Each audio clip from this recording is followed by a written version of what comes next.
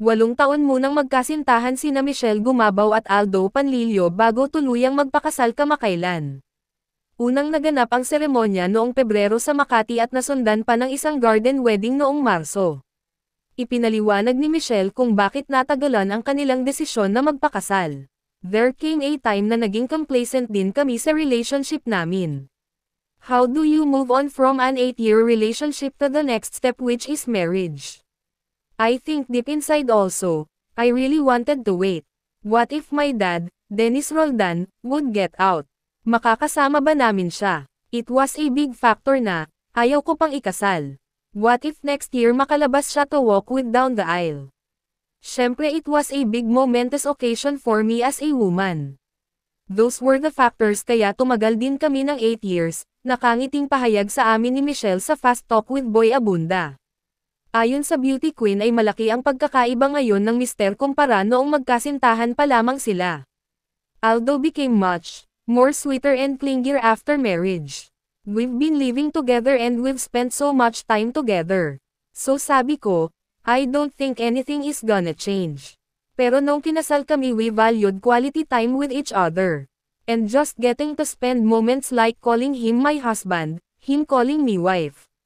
I didn't think it's going to be that different. But it was Aldo actually after the wedding yung nag-step into talaga sa husband role niya. Ngayon feeling ko parang lagi niya akong hinahanap. He pays attention to the details. Out of the blue nagpapadala siya ng food and may maliliit siya na surprise na. After the wedding mas naging bongga siya. So ako kinakabahan ako, like, may ginawa ka bang mali?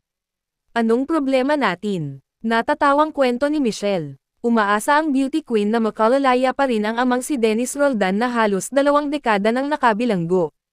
Aminado si Michelle na nakaramdam ng galit noon sa dating aktor dahil sa nangyari. Kami as a family, we pray for the best. But we also know that whatever it is that God's plan for him, we'll also accept. There came a point na nagalit kami sa kanya. We really went through that journey especially when it was publicized that he also had another woman. It was something difficult. Nagalit talaga ako, Tito Boy. Because the love of my mom and my dad made us as a family. And even until now, sa dami-dami ng napagdaanan nila, their love, made us all search for that true love. We got to heal because it was my mom who always said, you have to forgive your father.